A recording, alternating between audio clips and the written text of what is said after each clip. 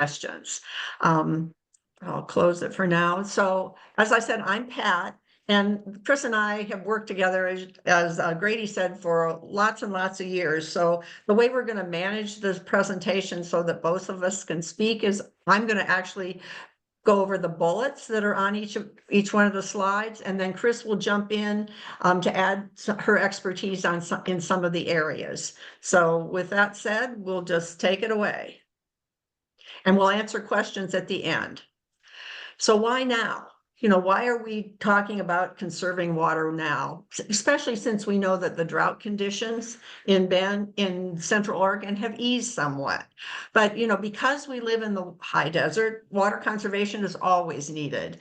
And it's always interesting to me to know that the typical Central Oregon resident uses 50% of your total water consumption is for an outdoor landscape.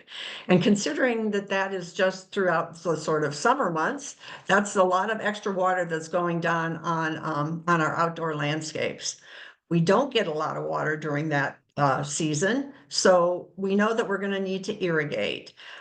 Water is becoming more and more expensive, and we all want to have really nice landscapes because they add value and it really makes our homes more livable.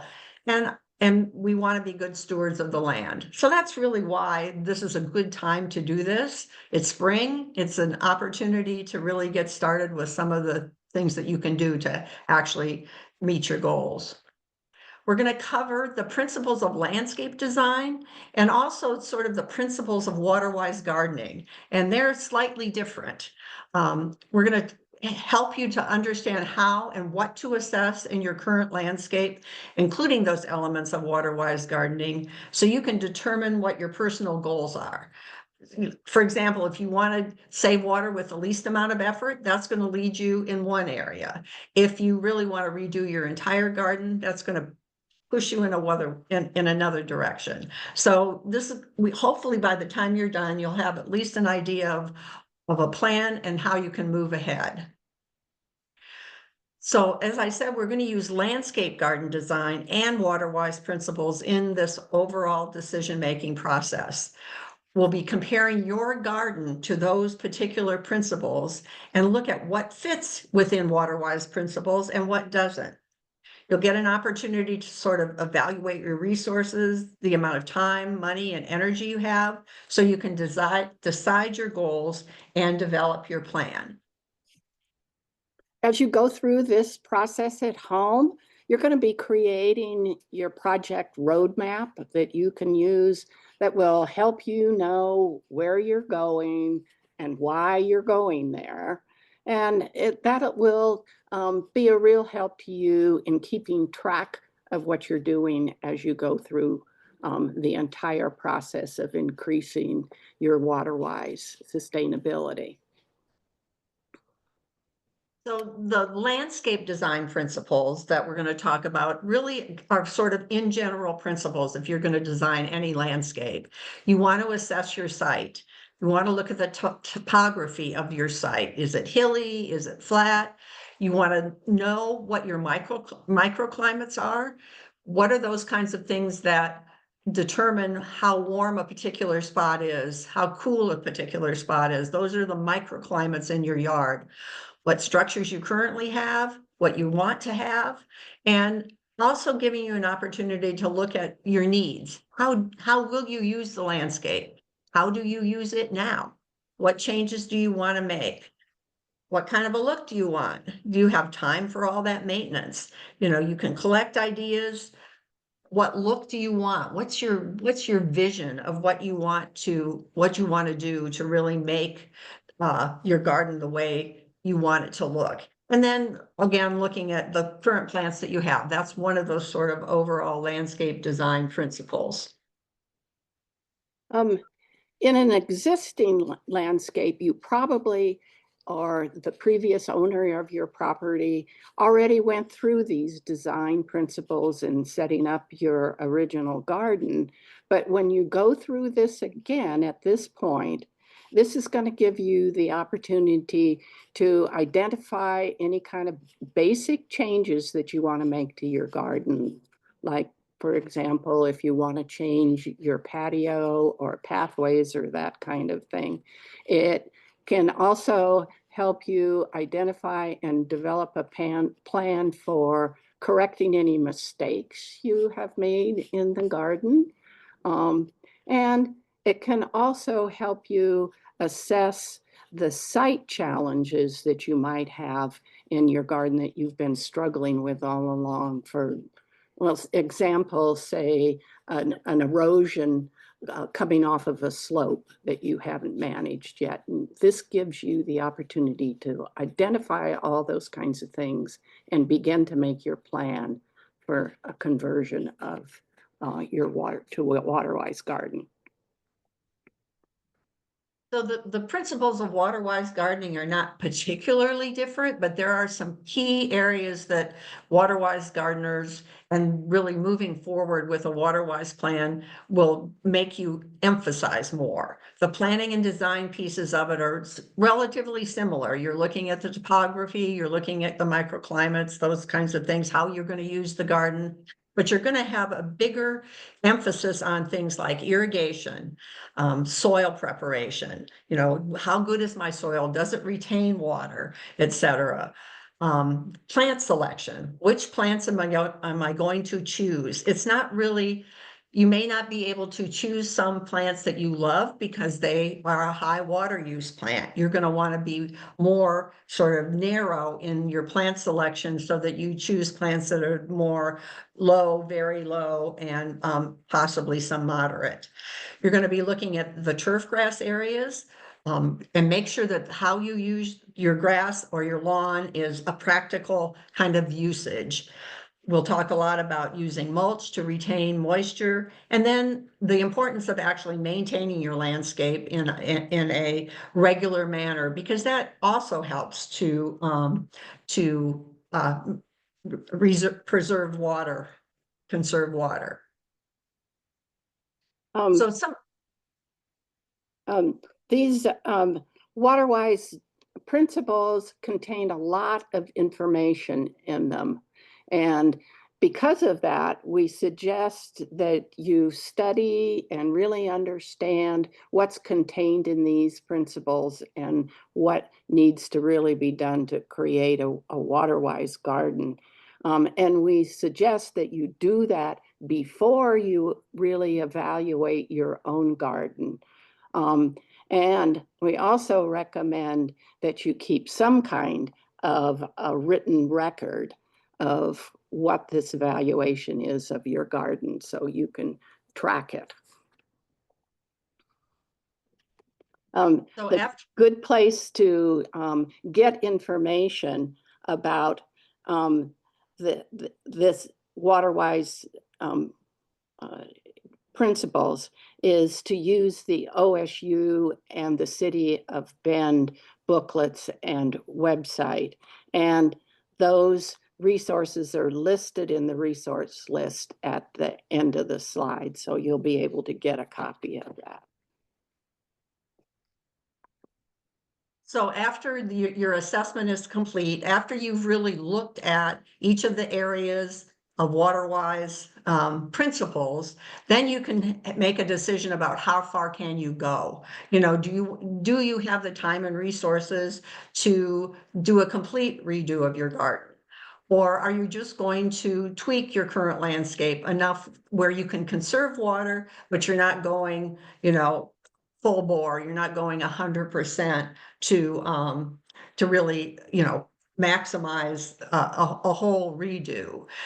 Obviously, it's going to determine, your budget is going to determine how much you can afford to do, how much energy do you have, how much can you do yourself versus do you want to maybe look at engaging a contractor? Sometimes irrigation is one area that you might want to look at for engaging a contractor, just in terms of if you're going to redo your entire irrigation system, that's a little more, requires a little more expertise. Not that you can't do it, you certainly can, but it just is one of those things that you might want to consider hiring out. And then your timeline. Are you going to try to do this all in one season? Or is it something that you're going to do one step at a time over several seasons, which is a good way to really, move forward, as long as you have a plan and you know what you're going to complete one season versus the next. Because if you're going to be moving plants, you want to make sure that you're going to move plants and transplant them where they're going to be. You can't wait over several seasons to move plants. You need to have sort of a plan about when you're going to move them. So doing this, remember that life happens. You're going to be excited about getting this project done and everything, but it's unrealistic to expect that everything is going to fall into place as you originally planned it. So plan ahead and be ready to take a deep breath, persevere, and adapt what you're doing. right. You'll be happy with it probably at the end, we hope anyway. Really, we pretty much went through what these things are. You're going to do a complete remodel. If you're going to do a complete remodel, though, as Chris said, there are going to probably be bumps on the road, but a complete remodel really requires deconstruction and then reconstruction. It's not something that you can just set about, without having an overall plan. If you're going to change plantings and irrigation, it's going to take some time and some resources. But you also have the opportunity to just make slight adjustments. So we'll talk about some of the things that you can do relative to irrigation that are just good practices that will actually help you to save some water, that aren't full out, redoing the entire system.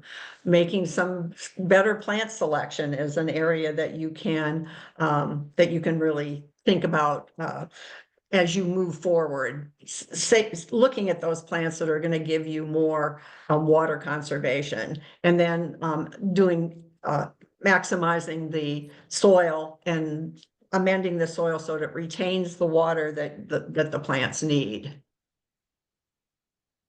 So how are you going to execute? Again, all at once, then you're going to need a plan or a gradual phased approach, and you're going to need a plan. So, both of these sort of concepts are going to require you to have a sort of plan for where you're going to get to your final destination. As Chris said, a roadmap. That's really what we're talking about.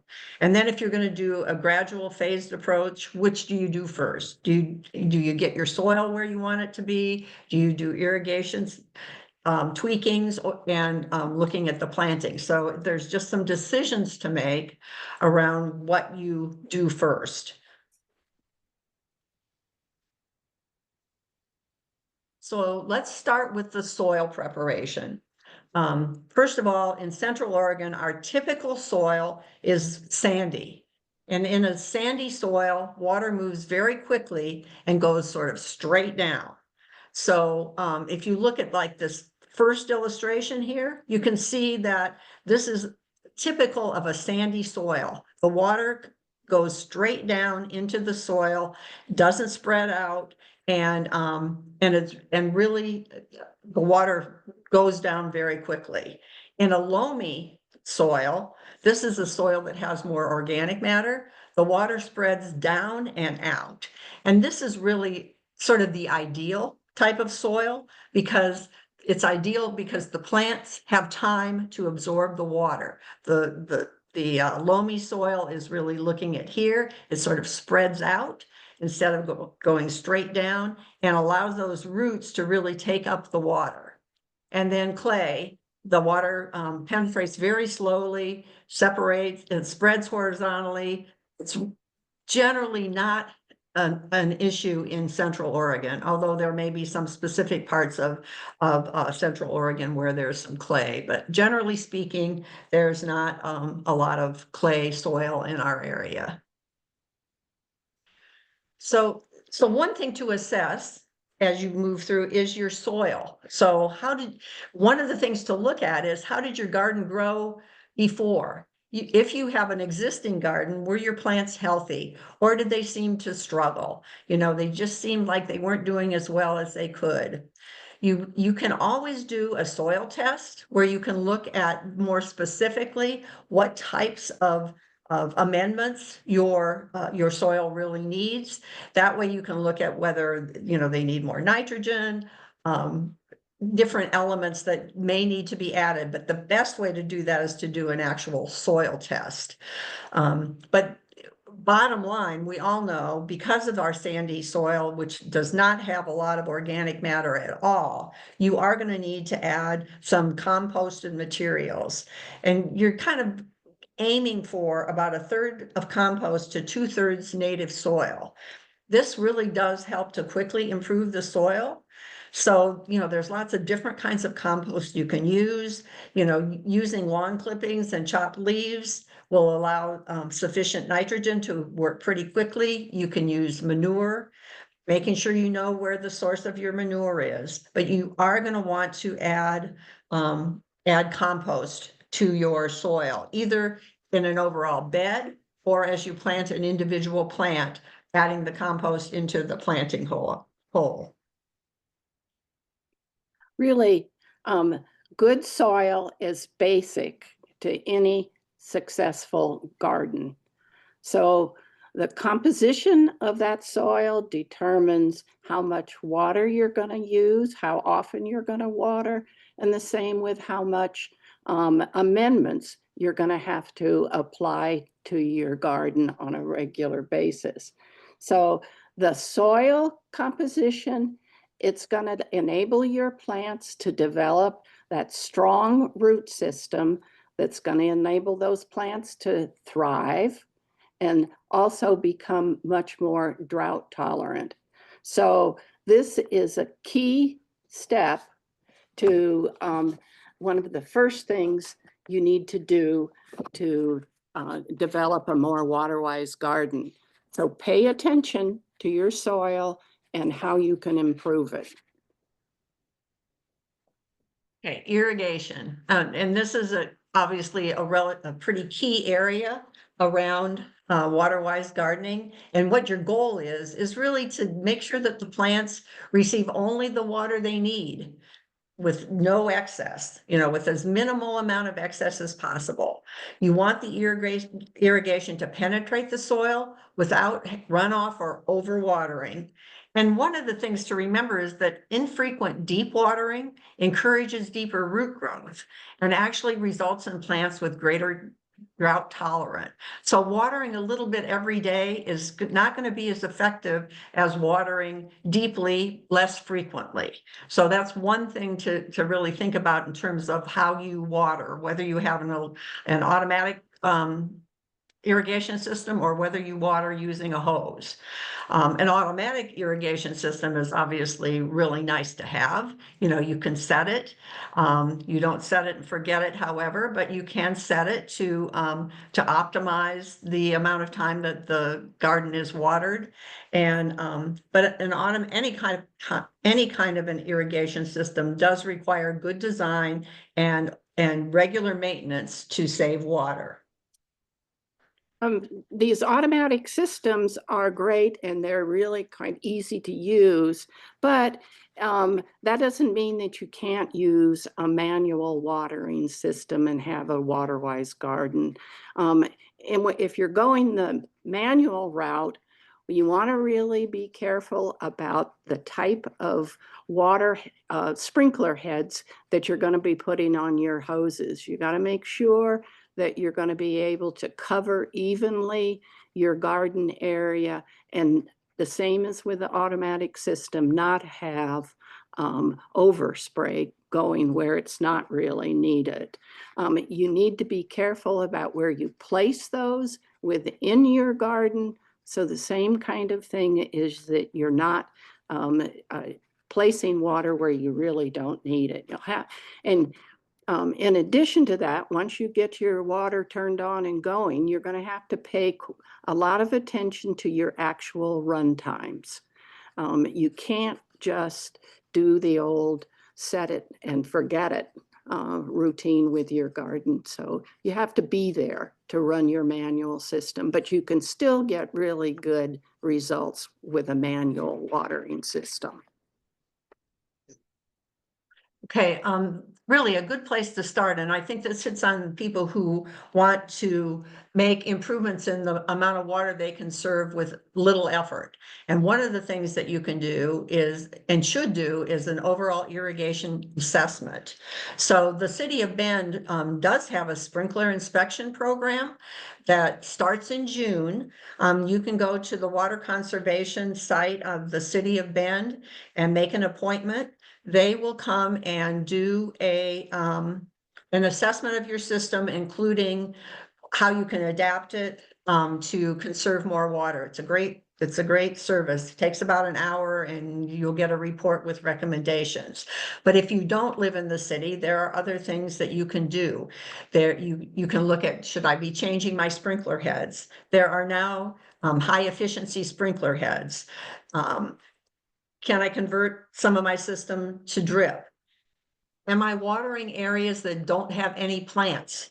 You know, you can tap off, you can cap off areas of your sprinkler head so that it doesn't water if you're basically not watering a plant. So, and you want to make sure that you fix any identified water waste or inefficiencies. So those kinds of things where you drive down the road and you see somebody's sprinkler head going straight up in the air, you know, that needs to be fixed right away. And so when you first start out in the springtime, it's really a good idea to test all of your sprinkler heads, making sure that everything is operating and covering the entire area that you want covered with the appropriate amount of overlap.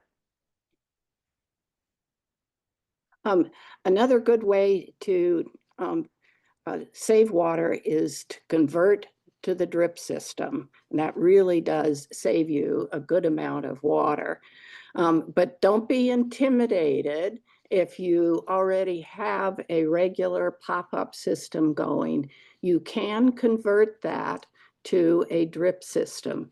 They have kits that you can use that'll guide you through that, what to do, and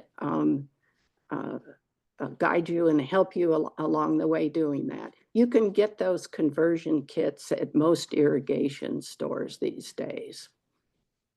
And it'll make it a whole lot easier for you to pull off that conversion. Okay, so in overall planning of irrigation, you want to obviously design a system that effectively delivers water to the plants. You know, and here's where, if you're redoing an entire landscape, your landscape design should really help to drive the actual irrigation plan itself. So where your plants are placed and their water use needs is really going to determine how you design your irrigation system around that. So for example, very low water use plants require minimal irrigation after they're established. So you want to group those plants together in what is called a hydrozone.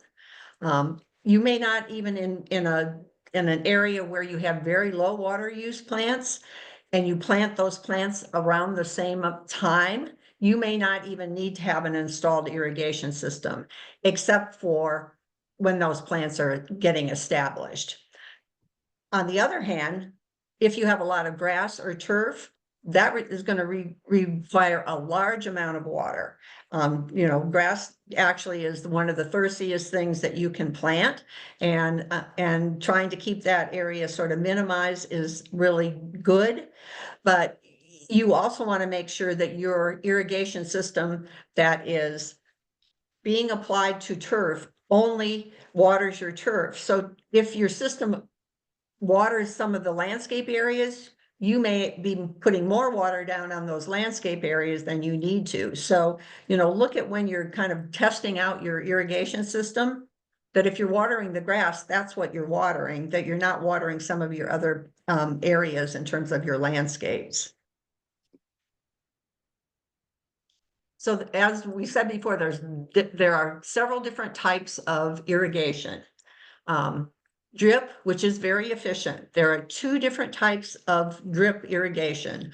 One is called inline drip, and this is something that's used for more densely planted areas. So those areas where you're going to be planting a lot of different plants. The other one type of drip is called point source drip. And that's used for more sparse plantings where you actually water just specifically around that one plant. And I'll show you a picture of that in the next slide. And then there's overheads type of irrigation. You can get, it's an overhead spray. You can use a rotor, which covers a large area, but requires some overlap in order to water more efficiently. And then you can also get high efficiency rotors that really help to water in a more efficient way, prevents runoff, and does need to be watered longer. So it's a head like this that kind of just waters in kind of a spray sort of area, but it does prevent a lot of runoff. So if you have an area where, you know, you get a lot of runoff, you might consider replacing your heads with these high efficiency rotors. So here's an illustration of a point source drip delivery detail. So this 1/2-inch tubing is going to come off of your main line of your irrigation. And off of that is a 1/4-inch distribution tubing that then goes around that specific plant. And there's a little drip emitter right here, and the emitter will actually regulate the flow to that particular loop. So you can have different plants with slightly different drip, with slightly different water put down, depending on the little emitter plug that you have on the system. But works really well. But it is for more sparse planting. So here's another illustration. You can see how the water is just watering right around that plant and going straight down. Really helps keep weeds down because you're not watering the entire area. You're just watering the plant that you want the plant to, the water that that plant needs. Now, it can be retrofitted. You know, if you have an existing line, you can add distribution tubing and 1/4-inch tubing to convert it to a point source drip. And you can add, if you're going to add more plants, you just add another loop around a new plant. So that's something that can also be added. So it's relatively flexible. You can add more plants. You can block off those plants if you have a plant that doesn't make it.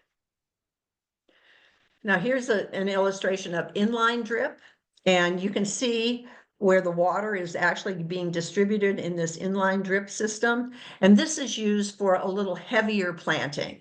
So instead of just having the drip line go around the individual plant, it really goes around the whole area. And it's really pretty efficient for this kind of a strip, you know, the fire strip or whatever they call this little area between your sidewalk and the street. And in a lot of places now they're keeping, I think in the city of Bend, you can't really plant lawn here in this strip between the sidewalk and the street. You have to look at other plantings. So having a drip system is a nice way to have it continue to look beautiful, but really be efficient in terms of irrigation. So here's a chart that really shows the hydrozones or irrigation zones that I was talking about in terms of grouping particular plants that have a specific water need together, and then making sure that the amount of irrigation that is put in that area matches the needs of the plant. So you can see the high water use plants, that's like turf and willows and birches, is going to take 1.5 to 2 inches of water a week within that zone. That's a lot of water. So that's why, you know, you really want to look at limiting your turf grass, and particularly things like willows and birches. They take a lot of water.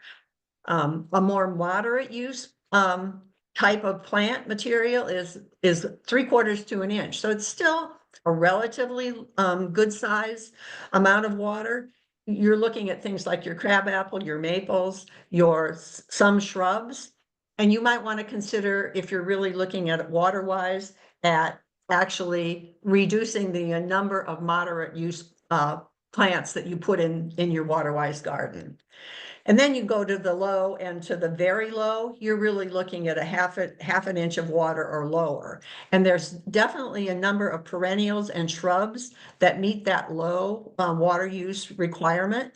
And as Chris said, if you really look at the publication about waterwise gardening in Central Oregon, there are some really good suggestions for plants that are lower water use. And then the very low, which would be a lot of your native plants, and they really just need water to become established and or the natural precipitation.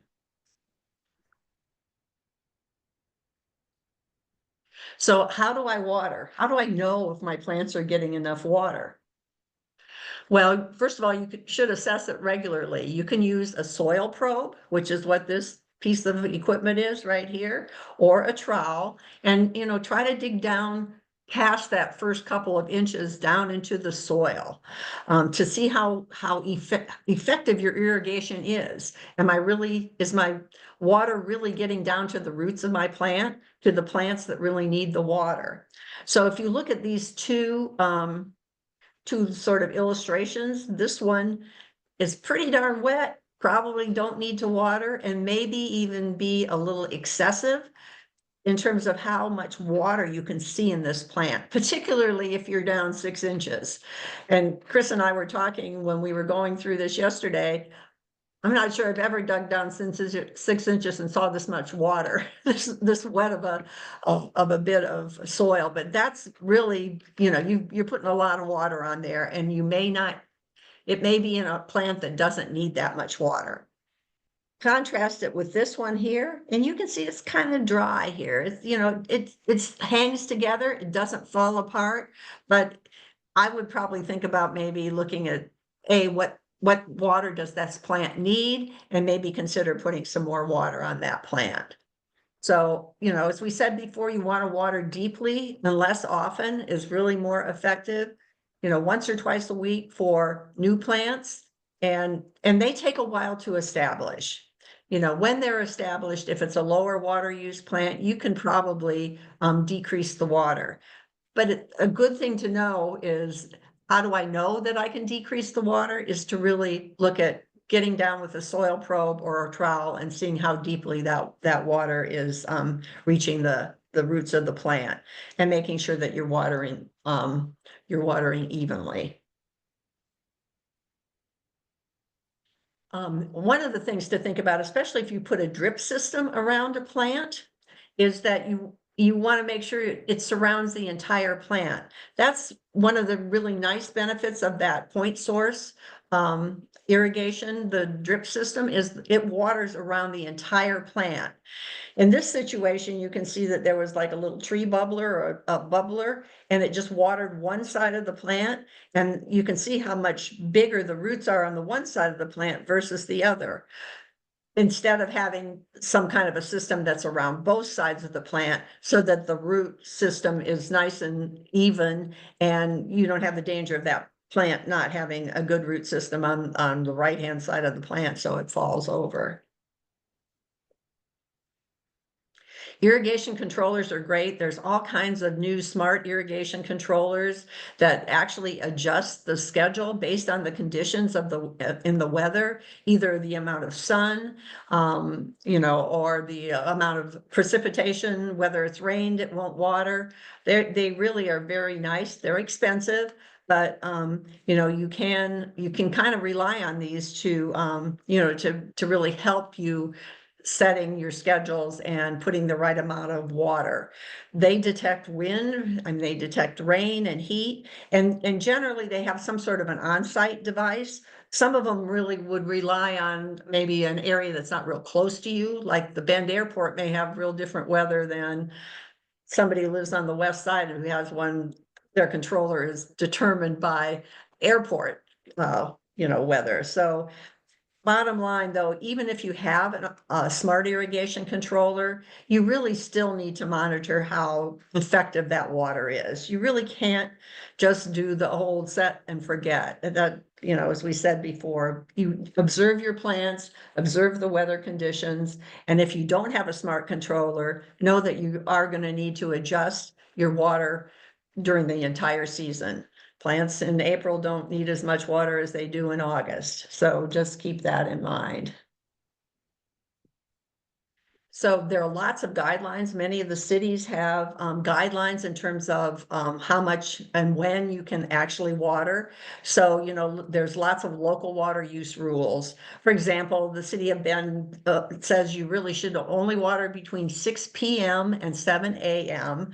and odd and even days according to your address. So going to this particular website, which is in your resources, gives you all of that information in terms of their watering and local water use guidelines. Make sure that you avoid runoff and waste. And then we've said, and this is like beating a dead horse, encourage deep watering, encourages deep root growth, which is really what you want, and then maintaining your irrigation system. So the city of Bend has a relatively robust water conservation department. They do a lot of things in terms of helping the public to conserve water, the you know, the on-site assessment, et cetera. But our other cities in the Central Oregon, Redmond also has an irrigation system rebate where they give a rebate for switching to high efficiency heads. They do a free water monitoring service. And this year, I guess they also did this last year, they've joined the National Mayor's Challenge for Water Conservation. And you can go to their website, the Redmond City of Redmond Water Conservation, and they will, you can get some more information on that. And then Primeville also provides some water conservation information. They have lawn watering gauges that you can measure the amount of water that's going down in your lawn when your irrigation system's running. So now we go to plant selection. And, you know, this is where you're going to want to look at what plants do you currently have and what do you want to keep? So if you're now looking at, okay, I know what I can do to tweak my irrigation system. I can fix this, I can fix this, I can make sure it's really efficient. Now I'm going to look at what plants do I have? You know, trying that concept of hydrozones, like, you know, putting like plants together and looking at lower water use plants. But you want to know kind of what you have and what you want to keep and what you're going to add. And then again, water, you know, trying to group them as you're adding new plants according to their water needs, along with other environmental factors like sun and shade. At this point, when you're selecting your plants, it's key that you really know your plants and that you know what you're going to need, what kind of plants you're going to need in your garden. Probably it's the end of the days when you can go to the nursery and say, oh, I like that plant. I'll take 3 of those. What you really do need to know is really what your plant needs and what your garden can provide for that plant.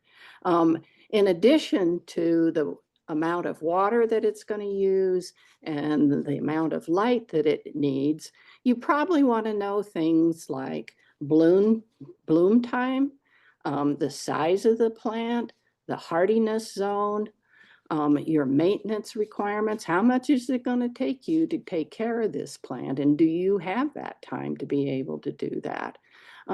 Plus, you also want to know how that plant fits in with your site conditions. Will it fit and you grow well in your environment? If your yard is all shady, then you don't want to select a plant, of course, that requires full sun.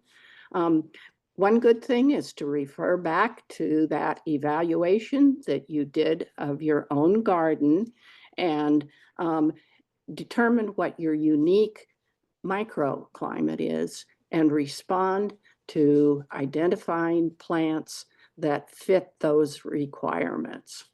So you really do have to do research on not only the plants that you have, but the plants that you hope to get and select the ones that fit your criteria.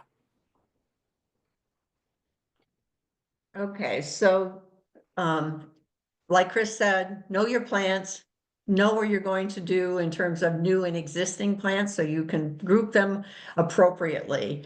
One thing to remember is that people really like native plants, but not all native plants are drought tolerant. There are native plants that grow in riparian areas close to the river. Those are clearly plants that are going to need more water than some other natives. And conventional plants, other landscape plants, are not always high water use. There are lots of moderate and low use water use plants. So just something to keep in mind in knowing that you don't have to stay into just one area if you want to have a water-wise garden. They don't always have to be all native plants. You can certainly use other landscape plants that you might not consider water-wise that are. And again, using that water-wise gardening in Central Oregon publication is a good one to use. And the other thing to do is to remember that plants grow. So when you're planting your plants, plan ahead for the mature size. This is the Holland's Head Waterwise Garden, this is the garden that Chris and I have worked at for the last 8 years. This is when we planted that garden 8 years ago. Okay, so you can see the pathway here going out. This is that same garden last year, so this is 2024, and you can see the size of these plants, how much they have just filled in the entire area. And you need to keep that in mind. It's really easy to overplant because you want to get that sort of instant result. But plants do grow, particularly if you water them appropriately and you have good soil, then you can end up having some really nice, a nice garden. But you need to remember that when you plant it, things are going to grow. We already went over this thing in terms of the hydrozone, so I'm just going to skip through this one. We've mentioned it more than once, so I'll just skip that one. So plant selection. Now, if you're looking at actual going to the nursery and you want to find some plants that are more drought tolerant, not every label that you see will probably say this is a low water use plant or a very low water use plant, but there are certain characteristics that that you want to look for. You know, most water drought tolerant plants have very extensive root systems. They have deep tap roots and sort of shallow, widespread roots so they can capture as much water as possible. They have little leafy hairs on the leaves. They're kind of curly. They have waxy leaves like succulents, and they tend to be a little more blue tinted, like this silver mound artemisia. This is a drought tolerant plant, and you can see some of those characteristics right here with that particular plant.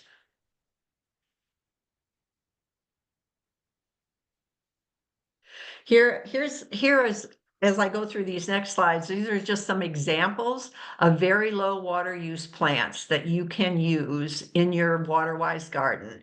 They're relatively widely available. Some of them are natives, not all of these are native plants, but these are plants that really will add some beauty and are very low water use plants. So black-eyed Susans, the blue flax, which you can just see growing wild in some areas, the orange globe mallow, which there's no photograph of that. Oregon sunshine, pine leaf penstemon, those are some of the native plants.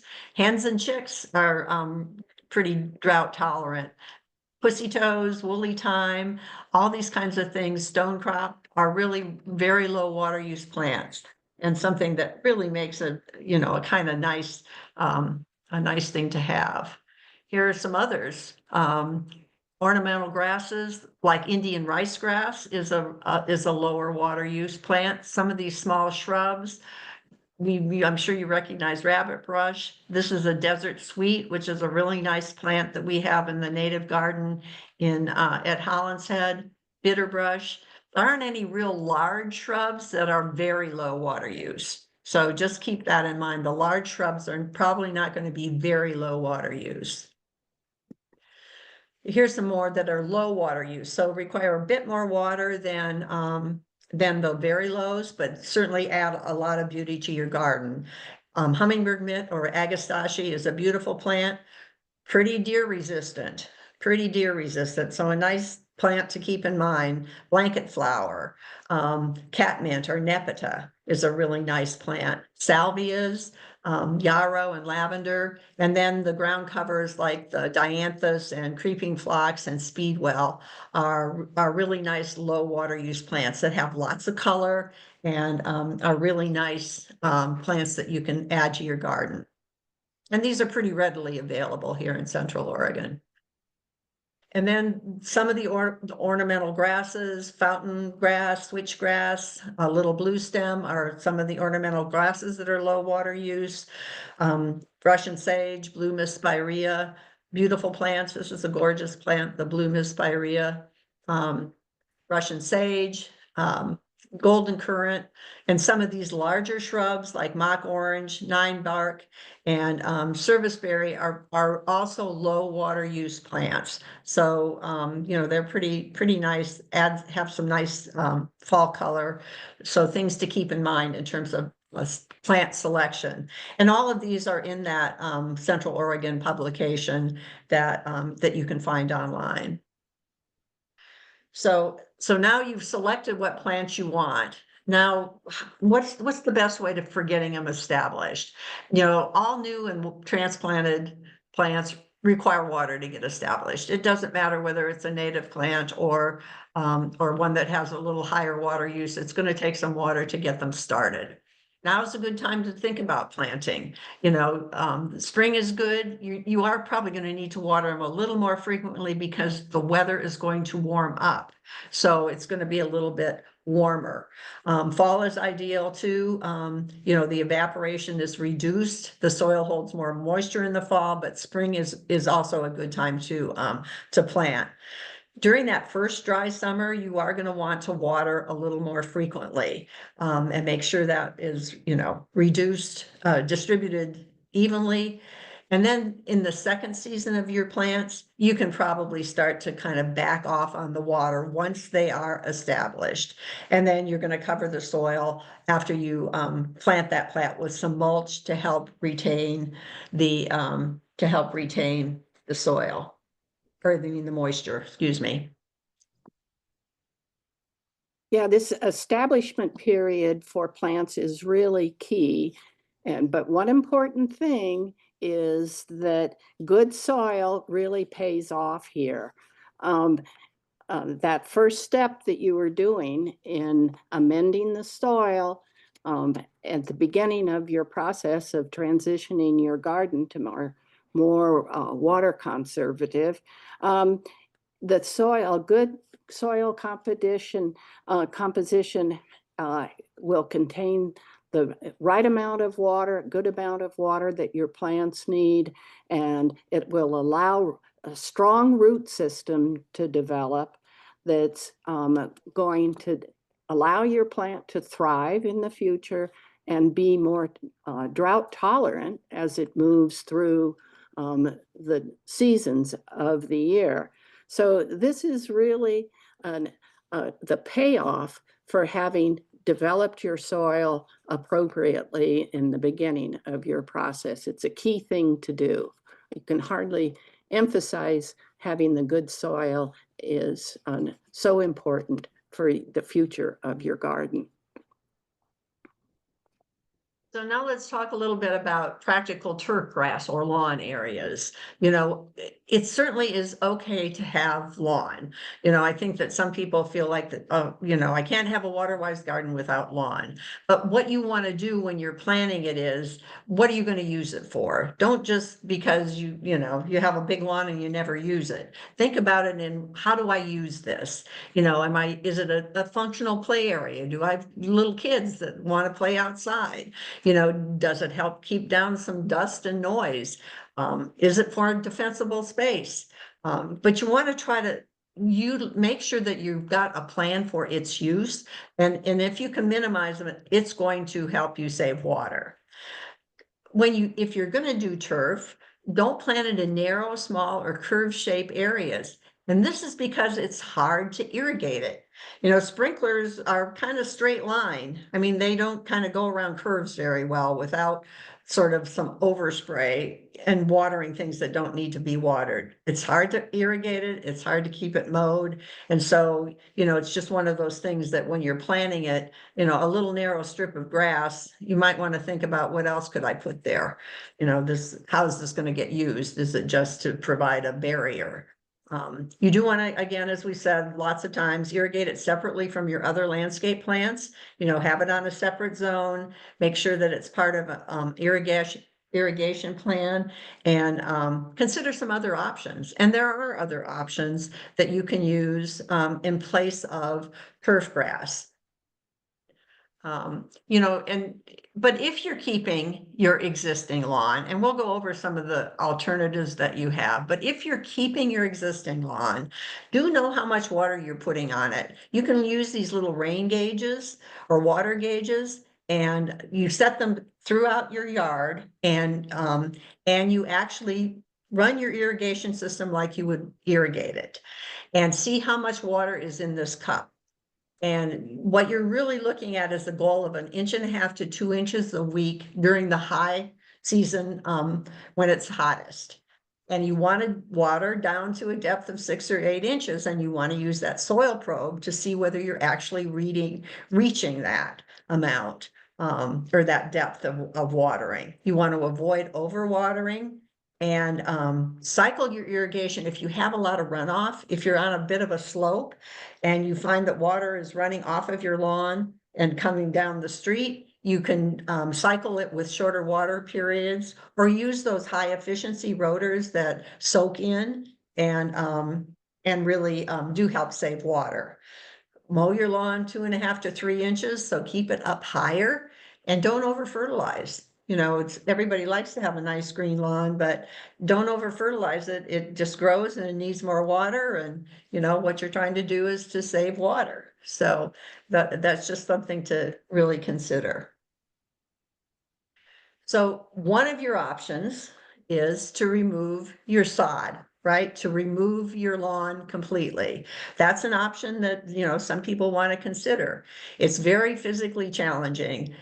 You will need a sod cutter. You can rent sod cutters, but consider that when you do that, you're going to remove a large amount of sod. It's very heavy, and what are you going to do with it? It needs to be recycled, taken to the landfill, etc. So something to consider if you're going to think about doing this kind of a project where you actually remove all of the sod.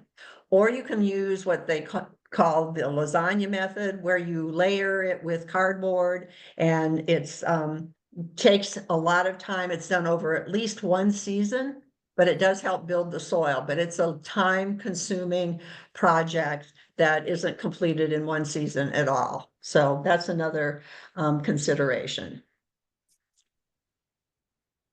I think Pat covered this pretty well, but because the sod removal is so physically intensive, this might be one section of your renovation of your lawn, is that you want to consider hiring somebody to take on this part of the job. It might be well worth the money, extra money spent to have this done by somebody else when you're doing the renovation yourself.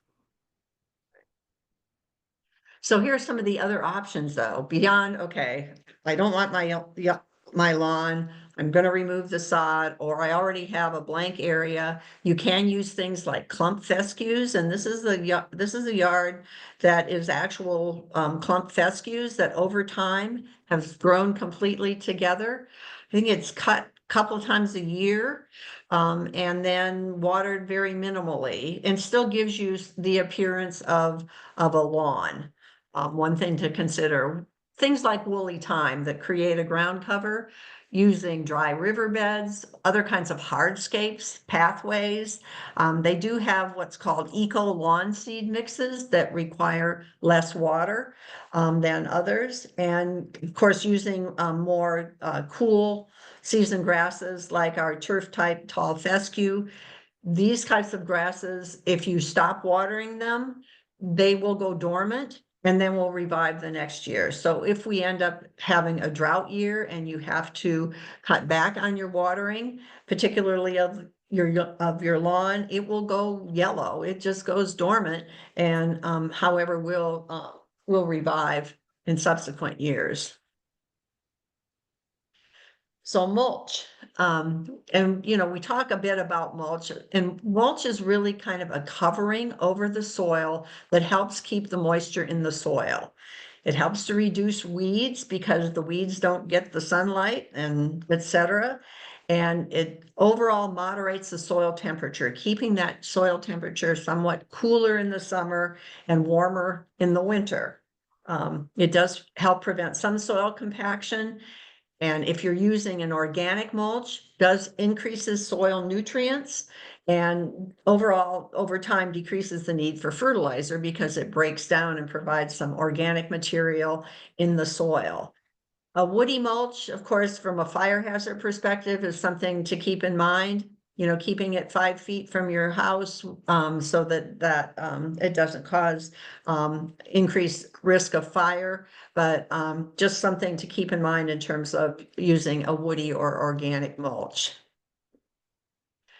There are some inorganic or some other organic mulch, another organic mulches are things like compost, fallen leaves, needles, etc. And if you're getting mulches from an area that you don't know, you want to make sure that it's free of any sort of diseased plant materials and pesticides. You don't want to introduce some of those kinds of things into your garden. You're probably going to be out there working. You don't want to have to be dealing with the amount of herbicides, so that if you're getting some other kinds of compost or organic mulches, just make sure that it's free of any kind of diseased materials. And you're going to want to put 3 to 4 inches of this mulch on top of the soil. And it will need to be refreshed periodically. You can kind of rough up the previous mulch and then add more on the top, so that you're having, around 3 to 4 inches total of mulch on top of your soil. And when you're laying the soil or the mulch, pardon me, you want to leave about 2 inches of around the base or the crown of the plant free of the mulch, because that will help to prevent disease and rodent damage. And when you're adding mulch under a tree, you put it out beyond the drip line of the tree. So, and like I said before, keep it about 5 feet from structures, because it is can be a fire hazard. So inorganic mulches are things like rocks and gravel. You're going to want to put it 2 to 3 inches deep. And, the type that you use really depends on the style that you're trying to achieve and sort of overall look of your landscape. It does provide good drainage, doesn't need replacing frequently, although it does require some maintenance because, we all have pine needles. Pine needles get in it, other debris gets in it. So to keep it looking its best, you do have to do some maintenance in terms of cleaning it up, etc. From a negative perspective, it doesn't really add any nutrients to the soil. So that's kind of a downside. And it doesn't really retain moisture or moderate the soil temperature as well as organic mulches do. So, it's something to consider, but, something that does have pros and cons. With the organic mulch, landscape fabric usually comes up here for questions. It really is good to help block weeds, and it provides a smooth, finished look, particularly with medium-sized to large rocks. But it does tend to creep if it isn't installed properly, and it may deteriorate over the years, and you'll get little pieces of the material poking up here and there throughout the area, and it may not look really good, and it's a little bit difficult to repair. So it does have pros and cons, but if you decide you really want to use the landscape fabric, then be sure that you're getting permeable material and not plastic.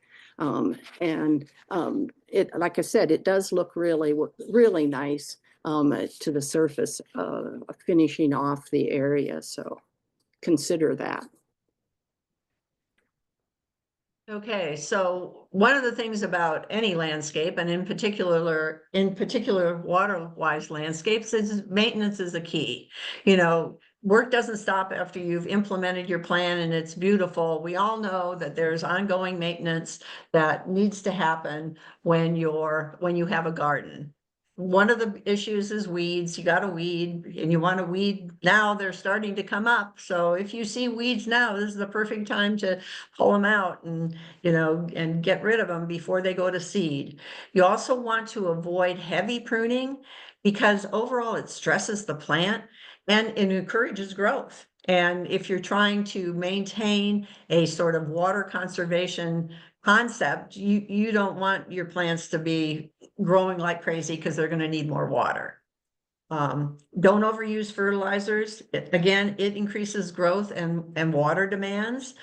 Again, the infrequent deep watering is really what you're going for. And you want to be out in your garden to look to see whether you have any insects, any disease issues that you need to handle. So, again, we've all know this, keeping up and getting out in the garden is something that needs to be done on a regular basis. And it should be part of something you enjoy, hopefully. That's where the energy part of it comes in.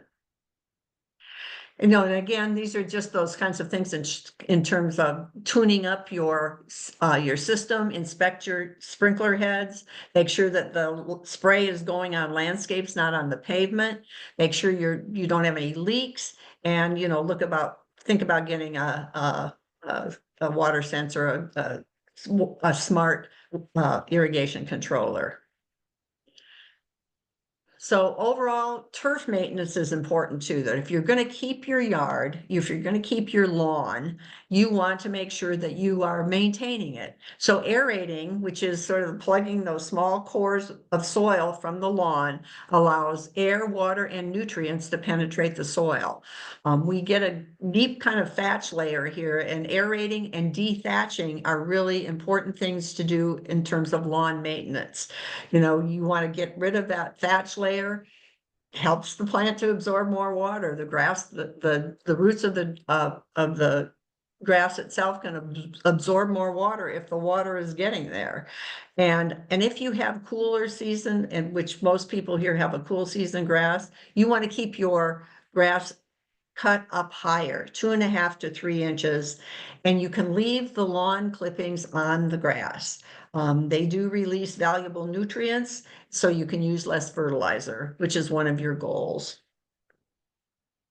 I'm going to keep this real short because we're beginning to run into our time limit here.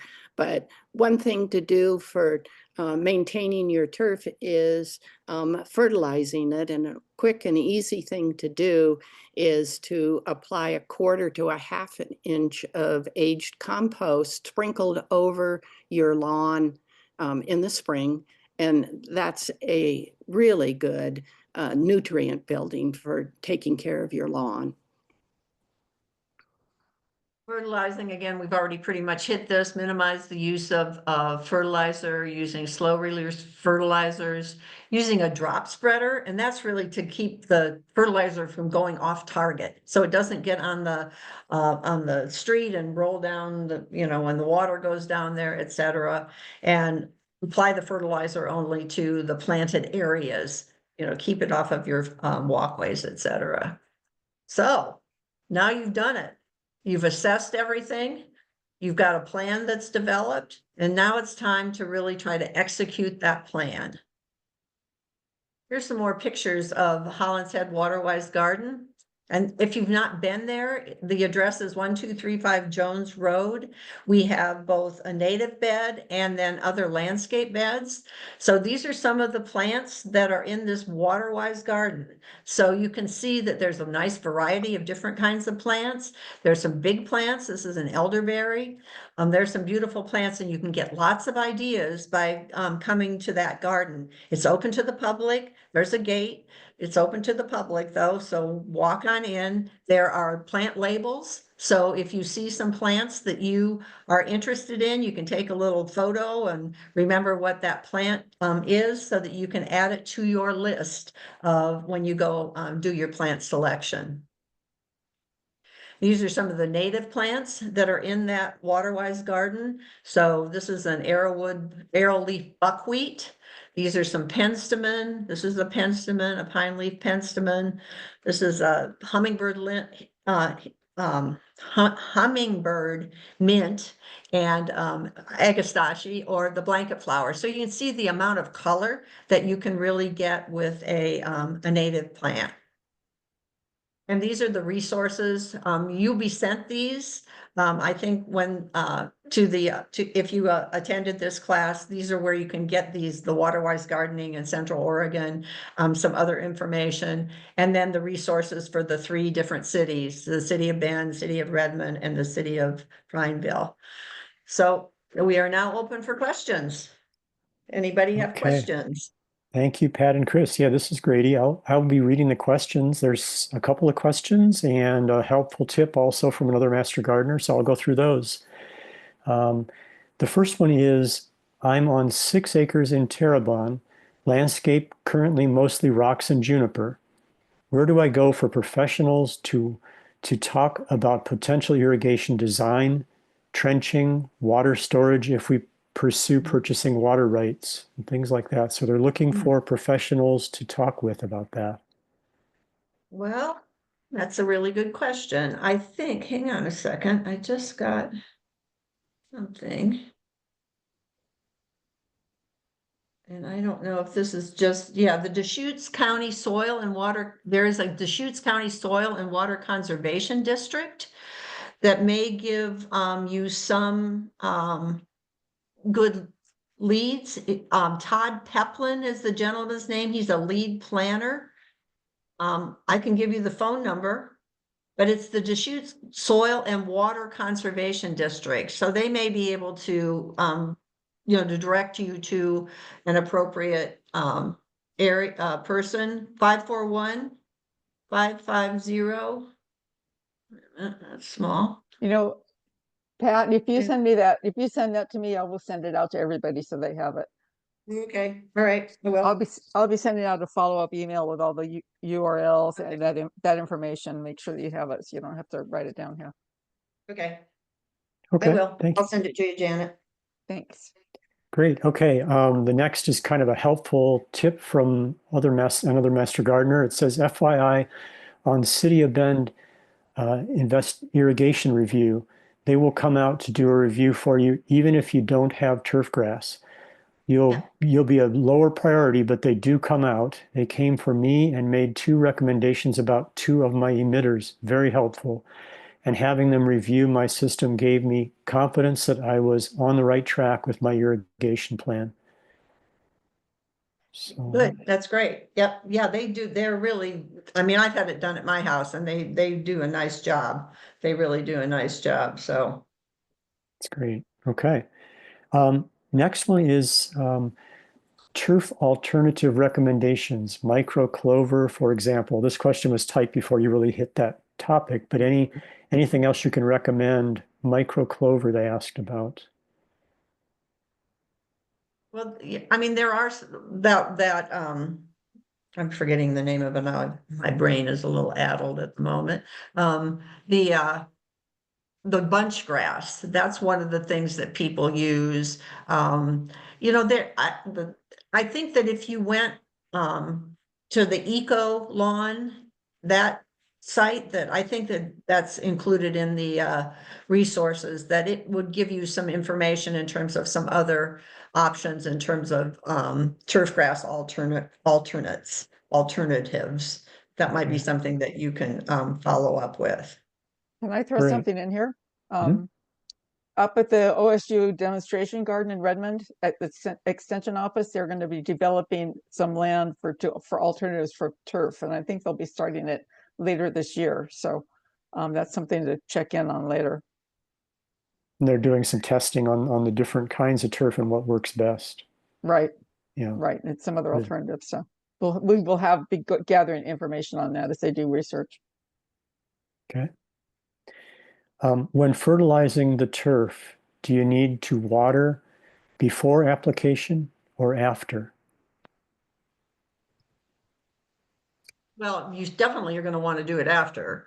I mean, you're gonna want to water the fertilizer in. I don't know in terms of whether it should be moist, whether the turf should be moist before you fertilize. You know that, Chris? No, I don't know for sure. It's always my perspective, though, that if you have it well watered as it appropriately should be, it'll be damp enough that when you put the fertilizer in, and then you're going to water again later, you'll be fine.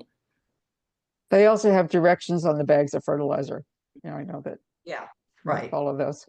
And everybody knows that you make sure that you read the directions and follow the directions on the bag of fertilizer that you're using. Well, and everything you use, read the Right. directions. Yes, exactly. That's good. Yeah, I didn't mean to limit it to fertilizer only. Okay. Another question is, I found some coconut coir bulk mulch at Costco. Do you think this would make a good mulch for plants or incorporate it into the soil or organic matter and water holding?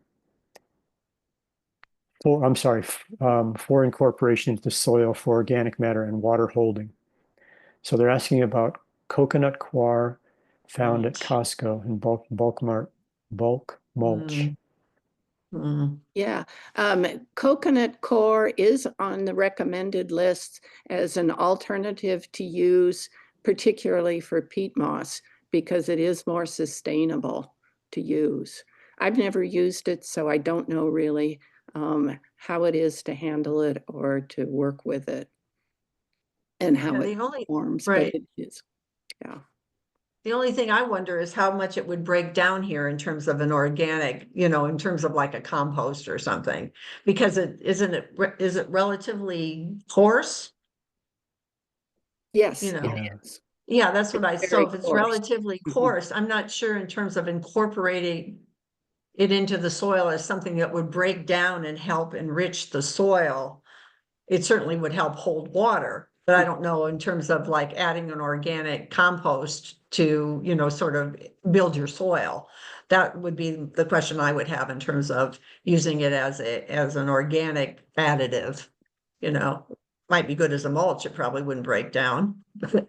I don't know about incorporating it into the Yeah, the soil only here. times I've seen it is when it is incorporated into the soil, but you're right about the additional nutrients to be able to add to the soil. You'd probably want to uh, have another supplement to add to your soil to deal with the nutrient.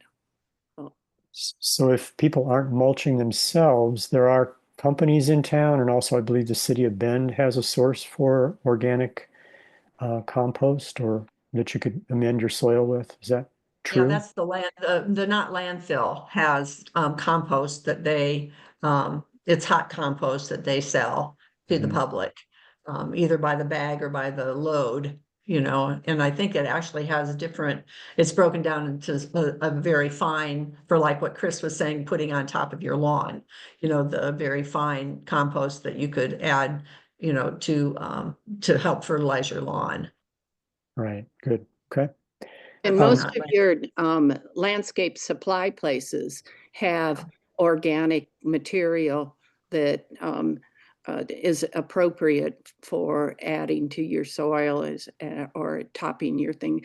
It's always good to ask what's in that, how it's prepared, and ask to make sure that it doesn't have any things that are going to be harmful to your garden over a period of time.